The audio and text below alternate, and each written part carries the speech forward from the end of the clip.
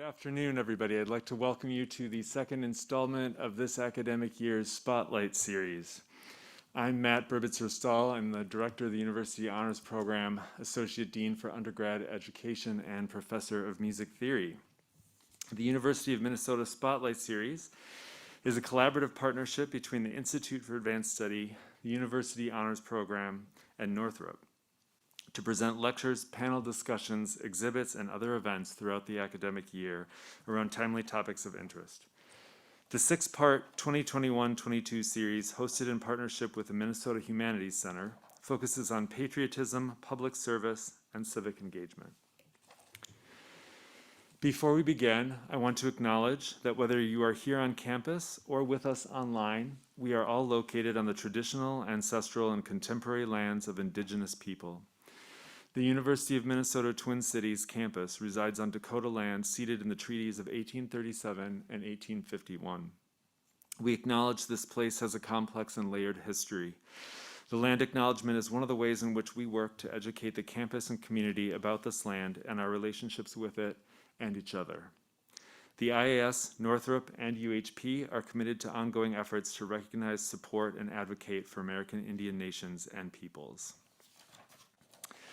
Before I introduce today's speaker and our moderator, I want to offer a couple technical instructions for our audience members. We do have a captioner working with us today. To enable captions, click on the live transcription button, commonly located in the bottom Zoom menu bar if you are on a desktop computer, or in the top right menu if you're on a mobile device. Then select Show Subtitles.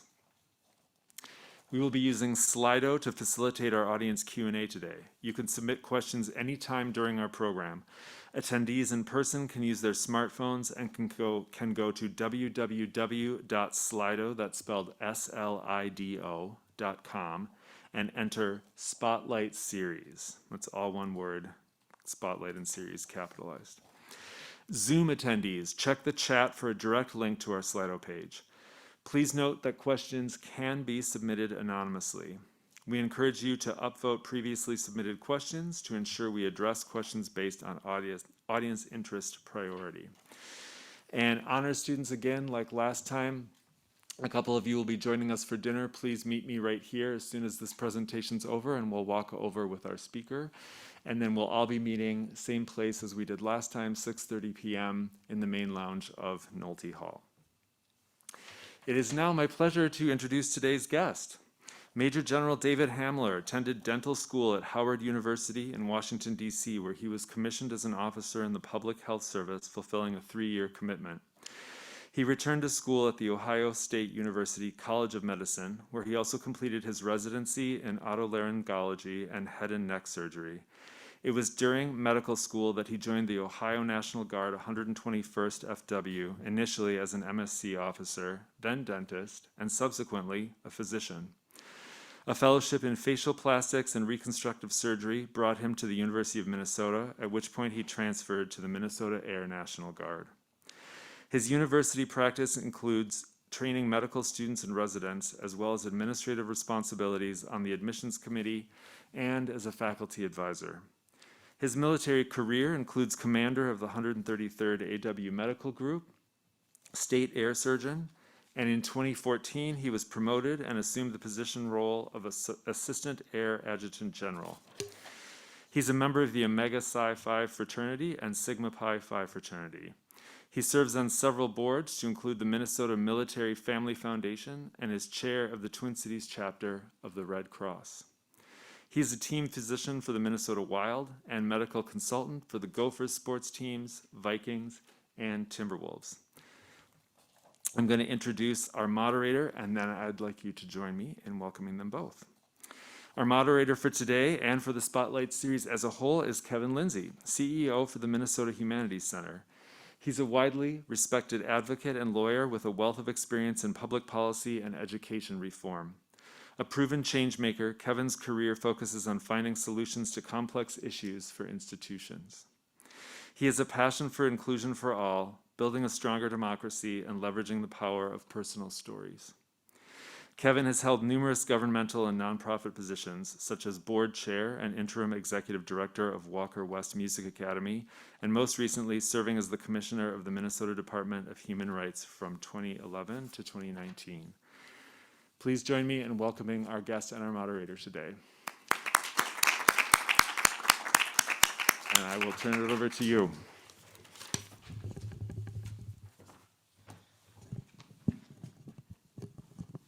Thank you, Matt. Can everybody hear me with the mask on? Is it muffled? Okay. So, thank you, Kevin, for having me. And thank you for the university for having me for your honors program. It's something to be a citizen soldier, and that's what I'm going to get into. I was actually honored to be a recipient of the Veteran Voices Award in 2016. What that award is just recognition of our veterans who have paid some due diligence to their military career and then continue afterwards. And I've always been involved in humanitarian projects and apolitical things for the most part, but for the most part continued in my military stream. In any military discussion, I always bring up the fact that less than 2% of the nation's population ever serves in uniform at any one time. 2%, think about that. And many times it's 1.5. So there's not a lot of people who are military engaged, and that be it on the active duty side or the reserve side. From the introduction, you saw I spent a lot of time as a reservist or guardsman. And that was predominantly because of lifestyle choice. I want to have another career. But active duty side is the larger side of our military, and I'll get into that. Our American military dates back to our Minutemen. Although today Minutemen are considered more of a Revolutionary War relic, their existence actually went beyond that. In 1645 in Massachusetts, men were selected from militia ranks to be dressed with matchlocks and pikes and the accoutrements that formed our military. So 1645, that's when we were actually formed. And that was the true citizen soldier. You had your plow, you dropped it, and you went and you engaged in whatever service toward the ideal of your neighborhood, your community, your country would serve best. The muster of the Minutemen in 1775 was a product of many years of institutional development and result of careful planning and collective effort. It's the basis of today's National Guard. Fast forward to President Eisenhower's fear of the rise of the military-industrial complex. In his farewell address on January 17, 1961, he labeled that as a primary concern for us and for our country. The military-industrial complex describes a relationship between the nation's military and the defense industry. Basically, it supplies it. It's seen together as a vested interest which influences public policy, and a driving factor behind this relationship is the government and defense-minded corporations that both sides benefit. One side obtaining war weapons, the other from being paid to supply them. The current military budget is over $725 billion. So there's a little of a stakehold to be gained in that. Civilian control in the military is a doctrine. Does it always succeed? And that's probably what our discussion will center around now. In military and political science, that places ultimate responsibility of the country's strategic decision-making in the hands of civilian political leadership, rather than professional military officers. Civilian control is often seen as a prerequisite feature of a stable liberal democracy. As noted by a University of North Carolina Professor Richard Cohn, civilian control is not a fact, but a process. The actual level of control sought and achieved by civilian leadership may vary greatly. It could be from a statement of a broad policy of goals that the military commanders are expected to translate into operational means, or to a direct selection of a specific target that we need to take out. The point of civilian control is to make security subordinate to the larger purposes of the nation, rather than the other way around. The purpose of the military is to defend the society, not define it. The danger of granting military leaders full autonomy or sovereignty is that they may ignore and supplant the democratic decision-making process and use physical force or the threat thereof to achieve preferred outcomes. In the worst case, it could be a coup or military control. A related danger is the use of the military to crush domestic political opposition through intimidation or sheer physical force, interfering with the ability to have free and fair elections. Starting to sound familiar. A key part of the democratic process is this. This poses a paradox that because we fear others, we create an institution of violence to protect us, but then we fear the very institution we created for protection. Depending on your politics, we almost saw that play out this past year. In Federalist number 8 of the Federalist Papers, Founding Father Alexander Hamilton expressed concern that maintaining a large standing army would be dangerous and expensive in undertaking. His principal argument for the ratification of the proposed Constitution, he argued, that only by maintaining a strong union could the new country avoid such pitfalls as we saw in Europe. He used Europe as the con versus the Brit experience as the positive. But lo and behold, you can pass legislation. The United States Posse Act in 1878 prohibits any part of the active military service from engaging in domestic law enforcement. But I said it was active. I didn't say guard, I didn't say reserve. Although reserve, there's nuance there that they are somewhat more active than reservists in your community. The tradition of the citizen soldier holds that in civilizing the military is the best means of preserving the loyalty of the armed forces toward civilian authorities. And I should say that better, civilization. In other words, if you have the citizen soldier, that's the way to protect against the nuance of having military control. By preventing the development of independent caste of warriors that might see itself existing fundamentally outside of the rest of society. Let's switch gears a little bit. And I'm going to talk a little about how we represent society in our military. But if you represent society, you have to represent all of society. I want to touch on the thought of what military is as a meritocracy.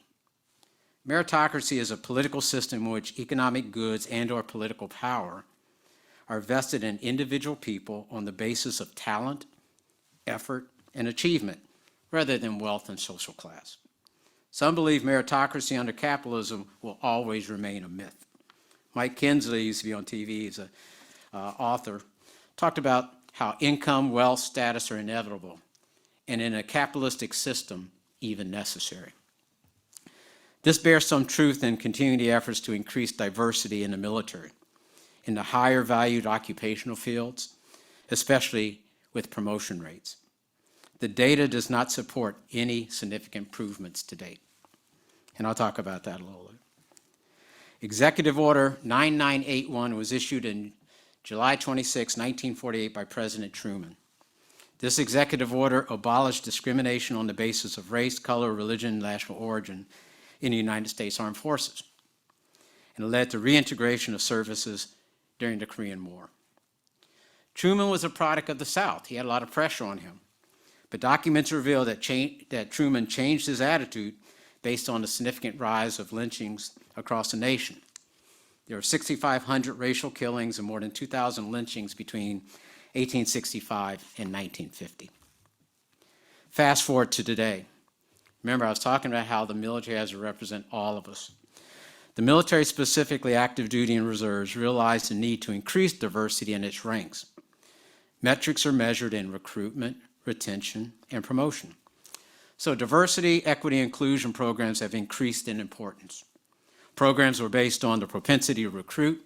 Here in Minnesota, we quickly realized that our National Guard could not survive relying on recruits from the Iron Range, which was drying up. So we needed other sources. Retention is a direct correlation with promotion. If you do not see a chance of upward mobility, if you're not put in that same sphere of being eligible for that job, you're less likely to stay with that organization. Same is true for the military. The metrics we follow include initial stratification based on entry exams. You see that every day. I see it in the medical school. We're getting rid of the MCAT. We're getting pass-fail for our step ones that take you from one level to another. Access to them is influenced by instructors to those jobs, instructors, funding, and in some instances, bias. And of course, bias is ever present in the military, just as the civilian sector. So much for meritocracy, so to speak. The Air Force just released its latest findings with reports showing continued disparate employment and promotion. So what does this have to do with the citizen soldier? And I shouldn't say soldier. In armed forces, we have airmen, Navy, Marines, and Coast Guard. But the citizen military troop. These issues, and I'll example by my personal experience. So what about my medical training? I needed funds in order to take on a new school, a new college for my upward mobility. Where is I going to get that? You can either take out loans, you can work, or you can join the military. And that was my task. So I had the military fund me, and I owed them time back. I found out I really enjoyed it, so I stayed in the military, and it helped fund more of my education. But that was something that leveled the playing field for me. Surgical skills and currency. If you look at the military, the citizen soldier who is out here practicing every day actually has somewhat advantage over my active duty counterparts who are kind of hidden in a few military directed residencies, a few military medical schools. And what they actually do is to farm those individuals out to the universities or to the communities that do trauma, for example, and are able to keep them current in their training. I was getting that every day. So that's something, as a citizen soldier, I was able to lend back to my active duty corps. Civilian and military networks. We just had an issue here, it's public now, but the aircraft that you see out on the base, they're C-130s, those are transports. I can't imagine an Air Force without military aircraft, but there exists.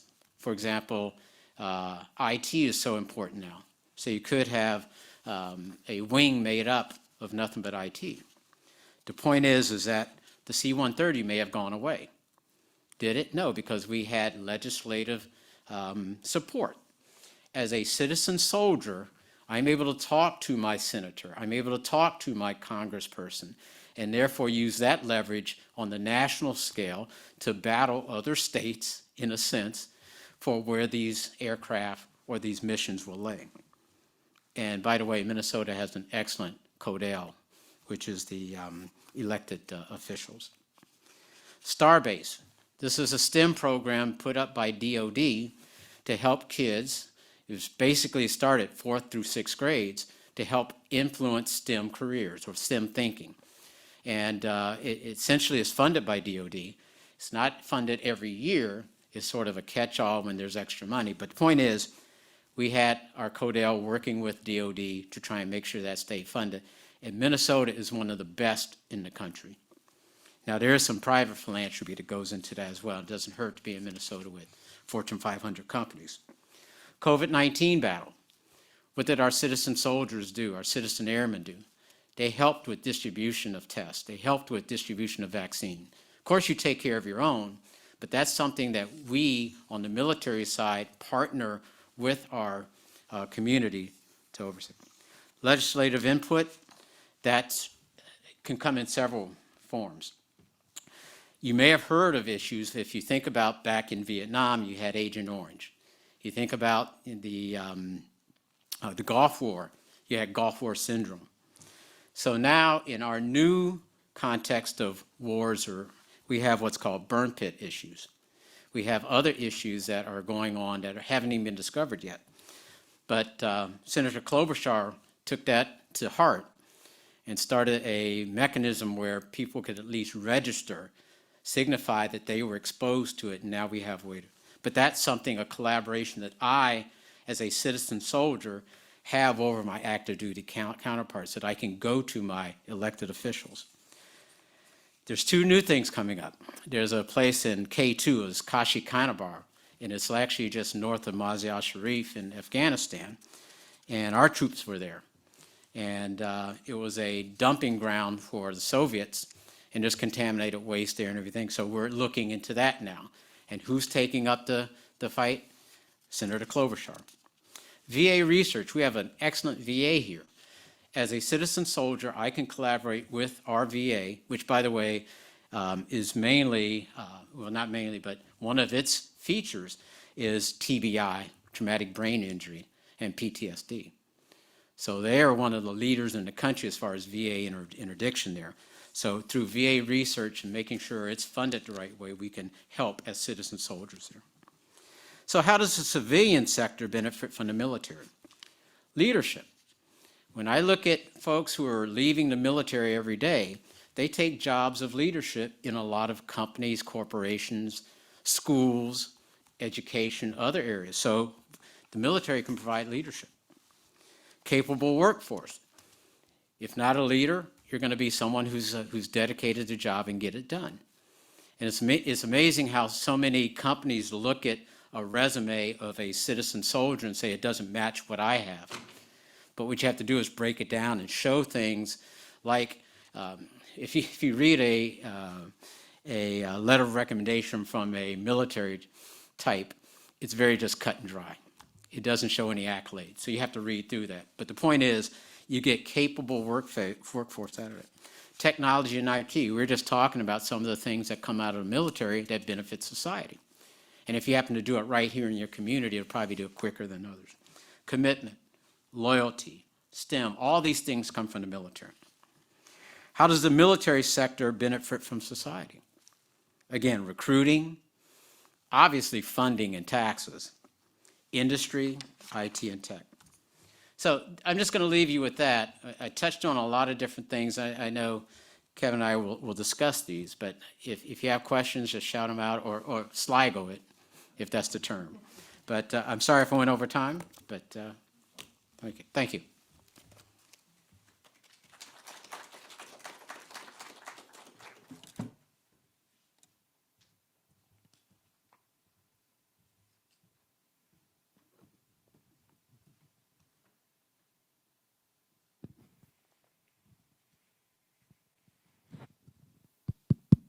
So General Hamlar, first off, thank you again for giving us a good start to this conversation today and give us an overview of some of the issues that we should be thinking about in balancing the citizen soldier. Also, thank you for acknowledging the award that you received from the Minnesota Humanities Center. We're very grateful to be a part of that effort to recognize veterans, so thank you for acknowledging that. I don't think that it was mentioned within your overview, but aren't you the first African-American general within Minnesota National Guard history? Yes, and the comment I made when I was the first, there should be a second, there should be a third.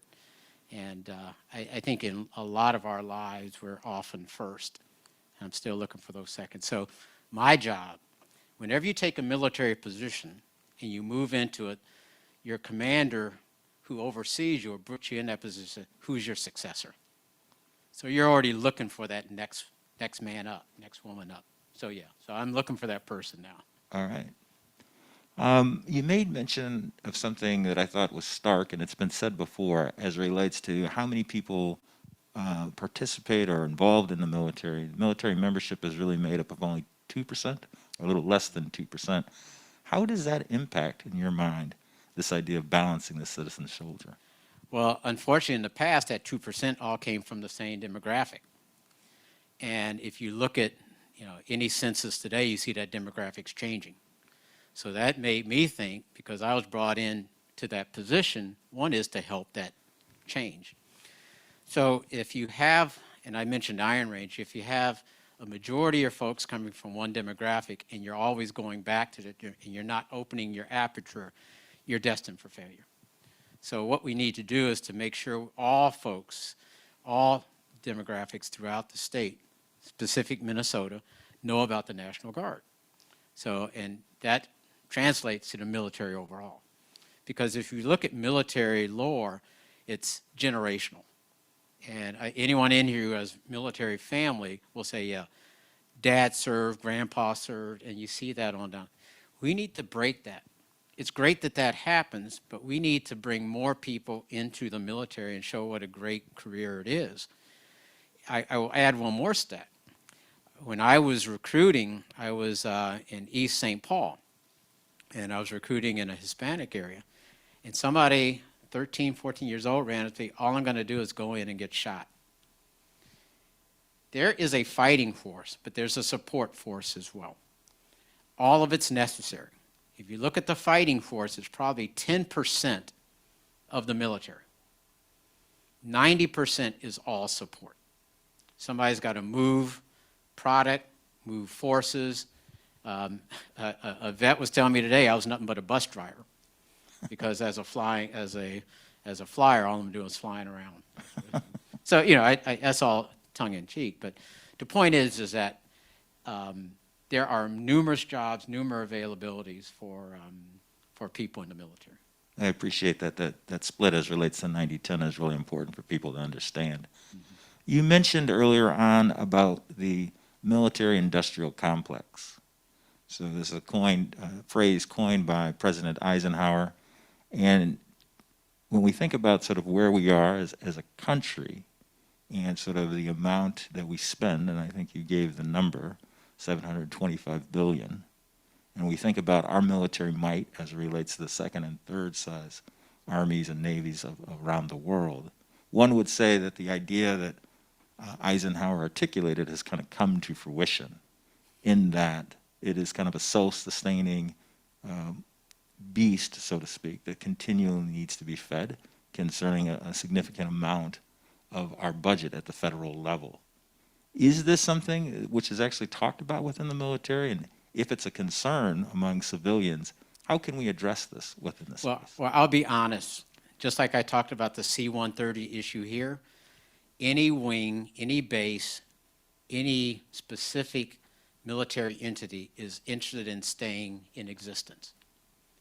If that means you need the latest aircraft, if that you need the biggest battleship, or whatever that product is that you serve, you're going to try and acquire that or reacquire that. What it's also going to take is some understanding from our political controllers that you can't have all of this and that there's distribution around the country, around the world that needs to be done. So I think there's some preservation that's sought by all the individual entities, but we need to take a broader look at where we need to fight, what's the next threat, and do it in a holistic way. So I say that because a lot of the issues, and there's brighter minds than me that look at this every day. I'm a surgeon and I'm doing my surgery every day, but there's brighter minds to it, but I've been exposed to it. And the thing that needs to be done is that we got to keep the citizenry involved. If you have more engagement from folks like us in the military and stay away from that predominant military speak, military seeking, then I think we'll do better. And that's why I think we need civilians in control, but also in the decision-making process at all. I'm curious, and I know your background is not within the police in any way, but very similar to the first conversation that we had in this series about the idea of funding for the police, and you said something today that kind of jumped out at me about this idea of security being important, but it shouldn't be the predominant thing that we as citizens. Mm-hmm. Do you think that there are some parallels between the military and sort of policing and the choices that we make as citizens? Well, you know, I think the average soldier, the average sailor, the average airman, unless you're in combat, you're not faced with it all the time. Our first responders are faced with it all the time. And that's where a difference lies. If we go to deploy, it takes us time to gear up, to get ready to go deploy. Our first responders are out there all the time. So there's a bit of a difference there. But when we go, we're ready to go. Unlike Donald Rumsfeld said, you know, you go to war with what you got to go to war with. And if you do, you go. And that's what I kind of figure our guys and gals in blue on the streets have to do. So there's similarity, but it's not exactly the same. We have time to prep, hopefully, and do those things. So there's a little bit of difference there. Okay. Appreciate the questions which are coming in from Slido. We'll try to work those within the conversation. One of the questions that we received is, as you talk about the citizen soldier in the last 2 years, how is the military taking extra time into consideration for caring for soldiers? So I don't think there's a space that we don't run into that we talk about well-being. The stress we put on our individual forces, meaning our troops, our sailors, it's you know, you take a citizen soldier, and I'll use myself as an example. So in 2002, I was asked to deploy. I had 2 young kids. My wife, who worked in the home, she didn't know what was going to happen. So that put stress on them, on my family. My son's asking, where are you going? And that put stress on me because now I'm worried back at home. The best thing the military did was make sure they take care of my home. There's a lot of philanthropic organizations out here. One is the MMFF, Minnesota Military Families Foundation. I was at a fair the other day, appreciation. But there's numerous organizations that sprung up to help our military. And what I mean by helping the military is helping our families. Because I'm taken care of. One of the things I always told my wife is, I know where I am, I know what I'm doing, I'm in the best possible position I am, but that doesn't relieve her at home. So the stress and well-being has been number one. Unfortunately, during that span, 2003 to about 2012, we saw an uptick in suicide. And that's any organization, that's just not the military, because there's stress everywhere. So one of the things that we've done is to make, I'll use jargon like divisions or squadrons, those kinds of things that are responsible for well-being and taking care of our citizen soldiers as well as our active duty soldiers. So yes, it's one of those things. There's money being placed toward it. And if you know anything about, you know, additional duties and things that are just passé, when you start putting money to the issue, you're serious about it. Appreciate that. You started mentioning about the number of deployments between 2003 2012. I'm curious, from your experience, does the Minnesota National Guard get called to duty or called into sort of active service more often than other National Guards? There's 2 aspects to it. One is that if you have the resources, if you have the soldiers, the airmen to do the job, and you're doing a great job by all the metrics that the big Air Force sees that you're number 1 in this, Minnesota is a great state in terms of its preparation of its soldiers and airmen. That being said, you're usually called upon. So we put ourselves in that position, and we let our citizen soldiers and airmen know that that's a possibility. So yes, number 1, if you do diligence, prepare well, you're going to be called upon. Then when I look at our citizen soldiers and airmen, they're ready to go because they know they're the best. So that doesn't help our families at home. That's why we need that other support. But if you look across the board, we've probably been deployed one of the highest rates throughout the country. So one of the questions that came in from the audience here is the increasing use of the National Guard overseas in war, erasing the distinction between the citizen soldier and the standing army. Yeah. And what do you think the impact is? So the National Guard used to be considered a reserve force. And that was leading up to probably 80s with Kosovo, leading into Gulf War, leading into the present wars, which Afghanistan and Iraq. As a reserve force, you had able-bodied men and women who could either backfill, because that's what I did during the Gulf War. I backfilled at Travis Air Force Base instead of going forward. Because of circumstances, and some of them get into a political issue, and we could talk about that, circumstances, men and women of the National Guard are now a operational force. that you're called upon to go forward. You're not going to stay behind and backfill because your job requirements and the metrics you've met are just as good as active duty, which puts more pressure on them because these are men and women with jobs outside the military who have asked to do just as much as our active duty force. So just like I said, we lead the nation in some preparation and our aircraft capability and those kinds of things. Yes, it puts more stress on it that way. I think the bottom line is that the big Air Force, the big Army, big Coast Guard, they need us. Some of that comes down to money and how it's funded. And you look at it all kind of different ways. You get more bang for your buck with a guardsman than an active duty person, because they're training at half the cost of active duty. I'm saying that out of uniform now. And we love doing it. You know, is it something that is in the culture? I think it is. We were talking before, I think the military and the causes that you represent are greater than oneself. And I buy into that every day, to protect men and women in this country. So we're bought and sold. Okay. So there's a couple questions coming up as to how much we're spending within the military. I'm going to pick one of the two here. The question says, our government spends as much on our military as the next 10 nations combined. Do you believe this level of spending is necessary? Well, I think So all that. I'll make you Joint Chiefs of Staff for a second. I think a lot of that was based on deterrence initially. That if you have a strong enough force, no one's going to attack you. If you have a strong enough force, no one's going to dare you. But that's kind of changed. In this terrorist-driven world, you have folks who don't have resources who still find ways to attack you.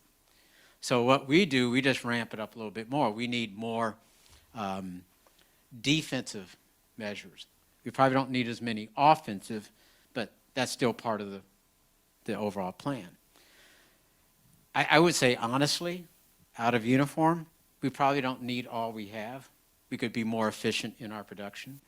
But again, going back to the military-industrial complex, there are forces that drive you to spend more, to buy more, and make sure we have the latest and greatest thing. So I remember something General Maddox had said just recently about the idea of spending more money for ambassadors and sort of negotiation as opposed to military equipment. Along those lines, how do we have this conversation about being safe and secure in the world? I mean, 9/11, we commemorated the deaths that occurred on that day. If you think about the number of lives that were lost in other ways besides terrorist attacks, there would be things which we should be much more afraid of, but we can't seem to get there. It's almost like sharks. If I said something about sharks, everybody gets a picture in their mind about being eaten by the shark, but you're far more likely to slip in your bathroom and bump your head and be injured in that way. You know, it's so hard to engage in diplomacy, to engage in speaking to someone. It's easier just to order a missile strike, to do the easy things. And does it help? In short term, it does. But the way you're going to gain, and you heard these words through the 4 years, win the hearts and minds. If you could invest some of that money into the hearts and minds part of it and have populations, have nations buy into it. And we have for the most part. You know, Europe isn't like it used to be. Europe used to have fight a war every 10 years. They've bought into working together. It's just a matter of how much energy you want to put into an area. And a lot of times the energy we put into either politically it collapses because no one wants to go that route. You're not seeing success. It's harder to see success with political or diplomatic engagement. And I think that's where we lose that. But you're going to go a lot further with engaging diplomacy than anywhere else. And that's all throughout the books I've read from Clausewitz and all these other military doctrine books that I've read. You made mention of 1948 and the desegregation order signed by President Truman. Influenced by lynchings, there's a book on the blinding of Sergeant Isaac Woodard, 1948, in which he came home to South Carolina and then he was beaten with the baton of a police chief and blinded. And there's a story of that story getting to the desk of Truman and him also being strongly encouraged to sign that executive order to desegregate the military. How significant has desegregation of the military been to the military? And that's why I talked about meritocracy. It's been, to me, a model. Not a perfect model, but it's where someone like me can actually achieve rank and get somewhere. Now, I'm still looking for that second, third person now. But the point is, there is some merit to achievement. And it's not so politically controlled as even, when I say politically, it's not legislative and those things, it's just how your certain space handles things politically. But it's a model, not perfect, that if you achieve, if you gain the respect of your mentors, then they're going to recommend you. It's just harder to get there. Now, at the same time, because of controlled employment practices, if you are African American going into a military, you were usually relegated to supply, to the service industry part of our service. You weren't the combat controller. You weren't the tank driver. You weren't the pilot. And those are all basically controlled because of segregation. I can't say it any other way. Once you start getting into that and those barriers are breaking down slowly, you show that you can do it, and now it's going to be successful. It's just taking time like all our other spaces are. But yeah, it's not perfect, but I believe it's somewhat closer to a meritocracy than we see in other fields, other industry. Appreciate that. And you talked a lot about diversity, equity, inclusion also within your remarks. We think one of the questions here again from the audience, when you think about the military itself and trying to address issues around sexual harassment in the military, can you talk a little bit about some of the things that you are aware of that the military has undertaken to kind of address those issues? Well, unfortunately, I saw that firsthand. Being commander of a hospital is tough because I have probably the higher percentage, well, back in the day, higher percentage of female troops than anywhere else because of my nursing staff. And they had to put up with that all the time. Did we try and fight the battle? Yeah, we report something. It never went up channel. And so there's a lot of debate today about who should be controlling that upward channel.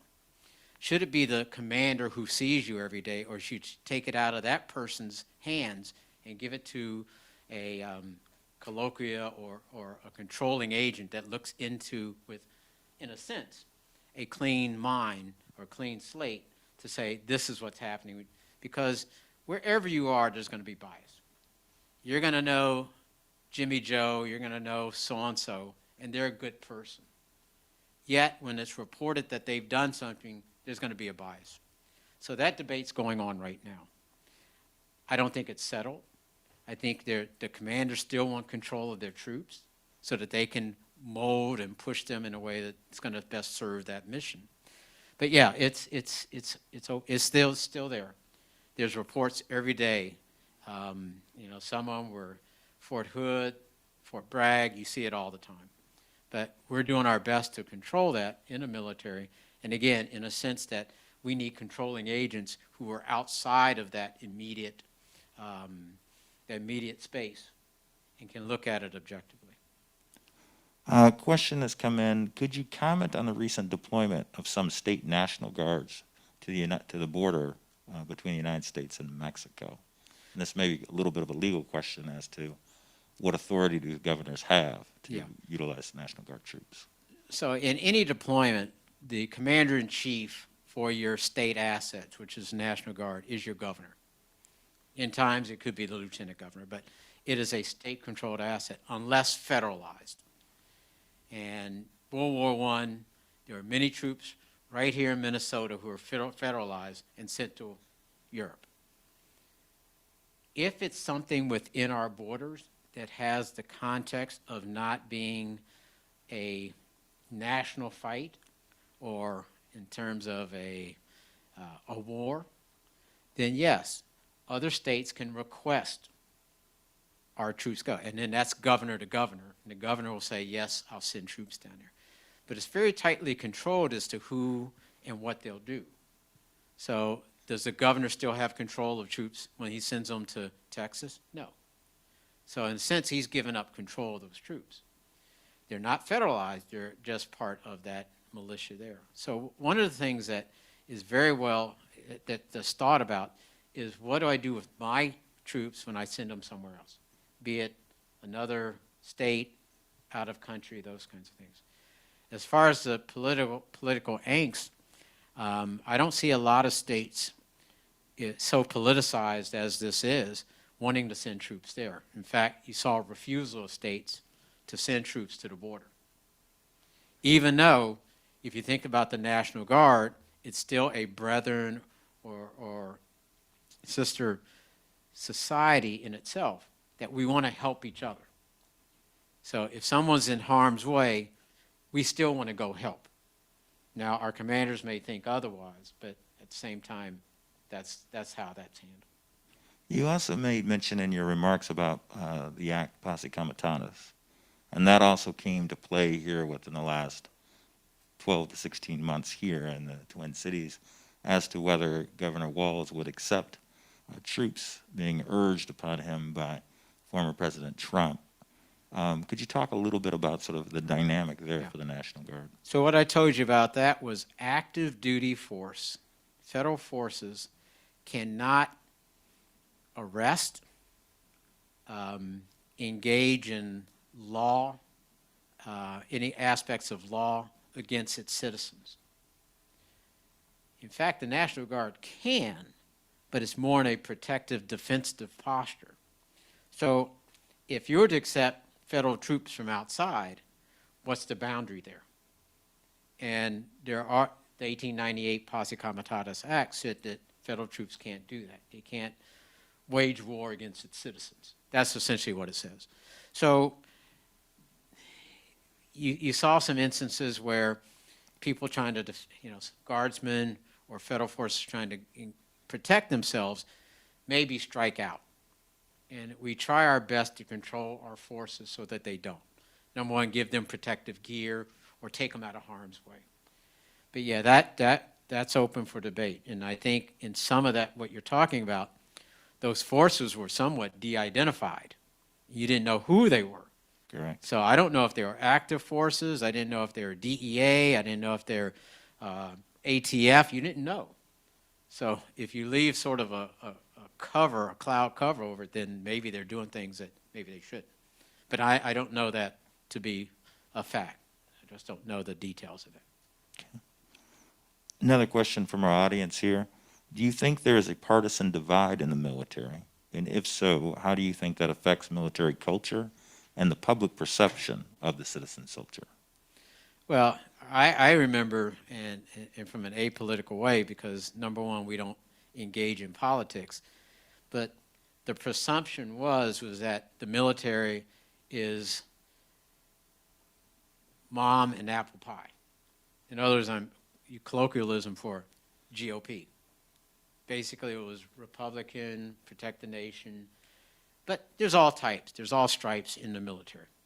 And the point is, we try and tamp that down as much as possible. From the fact that you can't receive funds going to I'll give you an extreme example. So as a guardsman, I go to DC. I end up in Keith Ellison's office. Because I'm apolitical, I have to change out of my uniform and put a suit on and go in his office. Whereas if I go anywhere else in DC, I'm in uniform. Because there, it seems like maybe you're being you're in a sense, you're lobbying. We didn't want to give that connotation that we're lobbying anyone. But the point is, it was thought to be that. I see a change. I think openness, being able to discuss these issues has changed a lot of that thought. And that might be, and again, that's my perception, what I said about our military. I think the connotation was always there.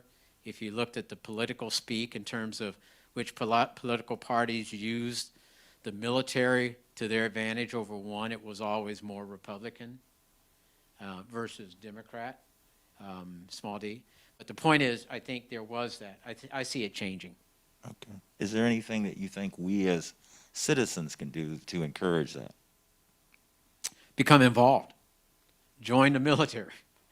If you want to use the term blue bloods strictly in the military, stay out of it. If you want people who look like you in the military, join. So I say there's, I had a great experience in the military. I can't say everybody would think that way. I didn't mind serving my time. I felt it an honor to do so. My family has been respectful of that. I've been able to bring them along safely and give them maybe quality time, not quantity time. But I joined the military unknowingly to pay for school, and I found I was able to make a difference in a lot of different ways. One is being right here, because I wouldn't know you, Kevin, unless I was in the military. That's where we first. Mm-hmm. So another question that came in, the U.S. military is one of the largest carbon emitters in the world. Why should we be in favor of supporting the military as our climate collapses? Well, that's industry. I think there are some changes that are being made in industry to try and control that, but you're looking for the quickest way to come up with the best tool to defeat your enemy. And if you're talking about climatizing and how that is going to affect, it may not be warranted right now. But I think as technology develops, we'll see easier, cheaper ways to do things. Again, that's a hard conversion from what industry you have and what makes the products you need versus exploring with research and development where you're going to be able to make a difference in the world. So I think it's just like anything else technological. We'll find out what that is, and we'll get there. But right now, I agree with the question. I don't know if we're there yet. And we've had some of the branches within the military talk about the impact of being able to support bases and being able to have a discussion about climate instability. Yeah. Well, what you don't see anymore, and I'm old enough to remember, you had the EPA and you had these Superfund groups that went to military bases and found that they were just dumping anything and everything on our bases. And they're still cleaning up some of these. But you don't see that anymore because at least we're controlling our environment. The building that I was the commander in at the base, my medical group, you know, we redesigned that from the original architecture standard for more skylights, for recirculation of air, for whatever we're going to dispose of. So we're thinking about that. This is the late 80s, actually early 90s. So we're thinking of that, and we won an award for the design of that. So there's that thought process being put into it. It's just as each commander sees the need, they will do that. But then they're instructed top down. So if commander-in-chief, if our president says we're going to act this way, then there's no choice. So that's where it has to come from. If someone commands you in the military, you don't say, well, I'll think about it. You're going to do that. But then they have to give you alternatives that are going to still make your livelihood thrive, meaning your base be successful and not drive into debt and not able to recruit and everything else, because you need to have success to build upon success. So something which you said there, I'm sure is going to spark some questions from the audience.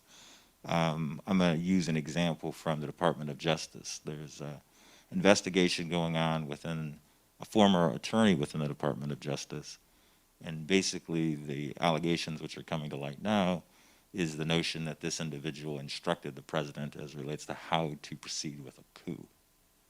So again, from a professional responsibility standpoint, I, as an attorney, I can talk to my client about activity which might have constituted a crime in the past, but I'm not doing and consistent with my obligations as an attorney to advise them on how to commit a crime.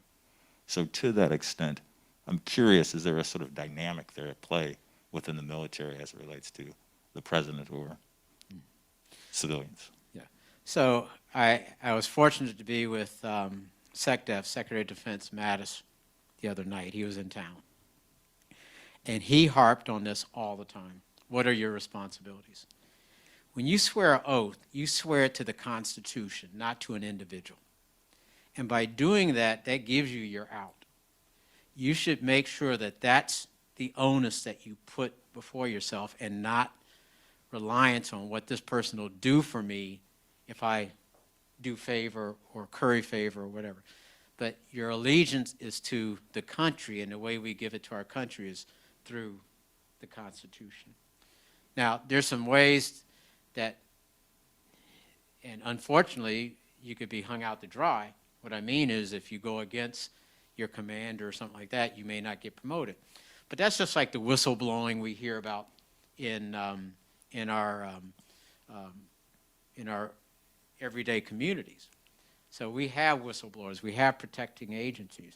It's just you got to find those people, and they help you with that. So we have attorneys, we have JAG officers, we have commanders, we have other commanders outside your little sphere that could help you along that process.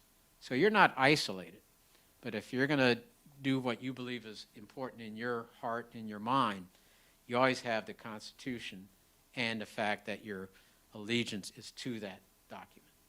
Okay. Question has come in, and I think this ties to something that you said too. It's important for us not to move toward professional soldiers by getting more folks involved some way within connected to the military. So the question is, what do you think about mandatory public service for all citizens? That's a hot button with me. I think everybody should serve somewhere. Not military, it could be Peace Corps, it could be AmeriCorps, teaching, somewhere. I think two aspects of that. One is it's service to the country. It allows you to see the country in a different light, if not for a brief period of time, as what it is. And it takes some of the individualism out of it. And I always, the rugged individualism that Americans display, it's a great thing for that, for beating on your chest, but does it really help us as a society? And I'm not talking socialism. I'm just saying people need to have the opportunity to see America in a different light. And actually, that's part of our makeup.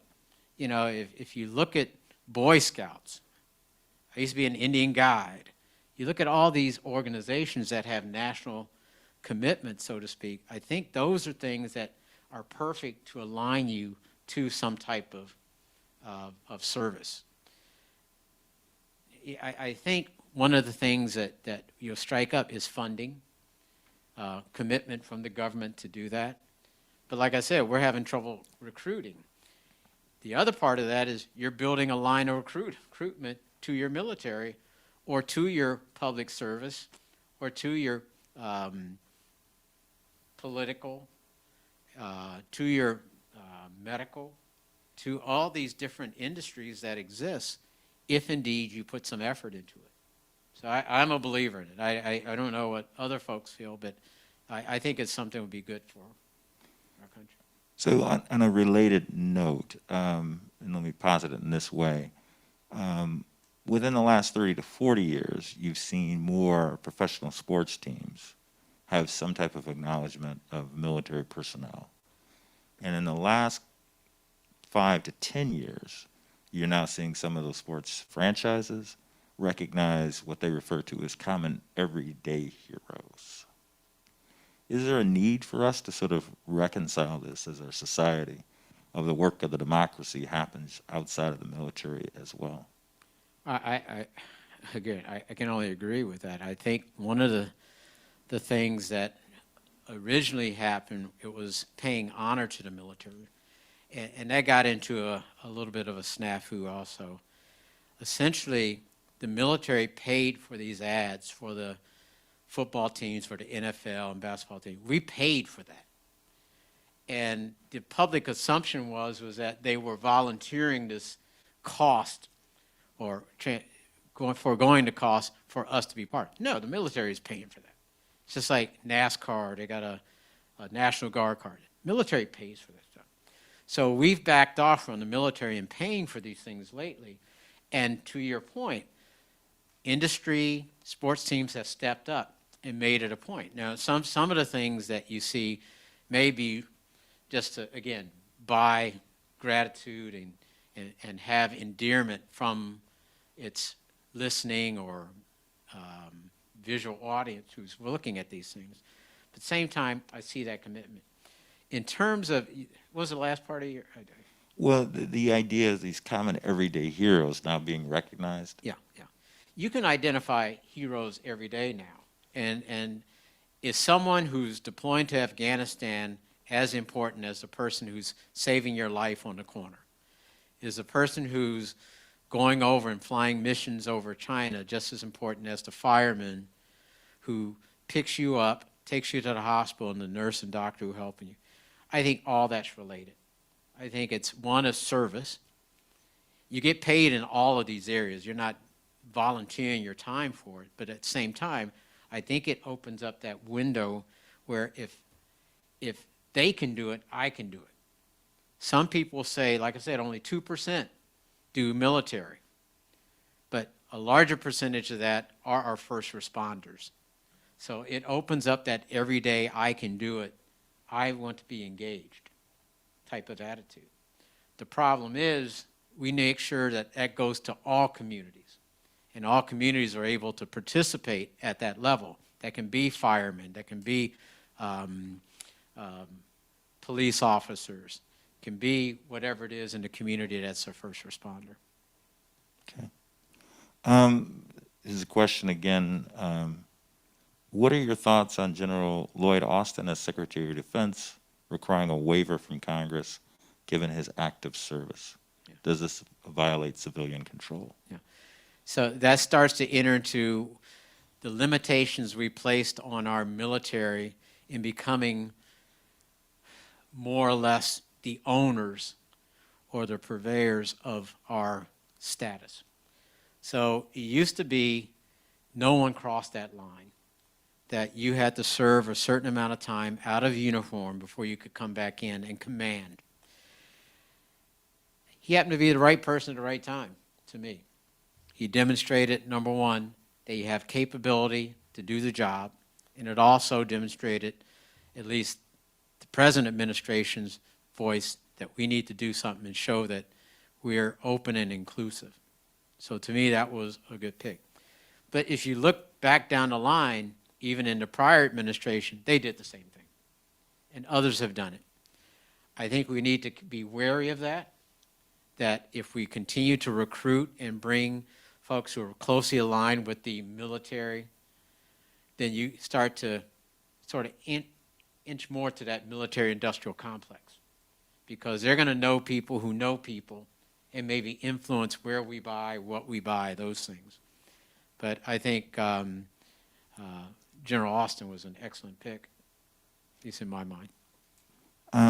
Question, and this is an assumption within the question, if the Guard is no longer purely a reserve, is the use of the Guard in protest a violation of Posse Comitatus? Again, it's the stress on those individuals, those guardsmen and women who are put in that not only that predicament, which is stressful in itself, but not only are they doing that job, they're still responsible for that other job they were doing. When they were handling the protests, that was, quote unquote, an additional duty. They had to do more training for that aspect that they were encountering versus their everyday job that, again, was more on top of their day job, which they were doing all along. So that's more stress on them. So yes, it puts more stress on you. Are you compensated for it? No. you're getting the same pay you had if you were sitting at home and not doing, well, there is pay for it. I shouldn't say it that way, but is it worth it? Those kind. Yes, it's worth it if we're protecting lives, families, businesses, those kinds of things. So yes, but there is a price to pay for that extra diligence that they're putting out. So you also made mention of sort of leadership within the military transferring over. Are you seeing those opportunities being provided to folks within the military? Slowly, yeah. So I'm from Ohio. I actually know the tag, the Adjutant General from the state of Ohio. It becomes a very small group as far as officers. And as general officers, we tend to go to the same schools, same type of training, some of the off-boarding and onboarding work that we do. So you kind of know each other. That in itself, you could say is elite, but what I've seen also is that the groups I'm with are trying to bring people up. And the Adjutant General in the state of Ohio right now is African American. I actually knew him before he knew me before we even knew each other, you know, in a sense, because of families and history in Columbus. But the point is, I see that as a good thing. Not that we're sectioning off by ethnicities and race and saying we'll do this way.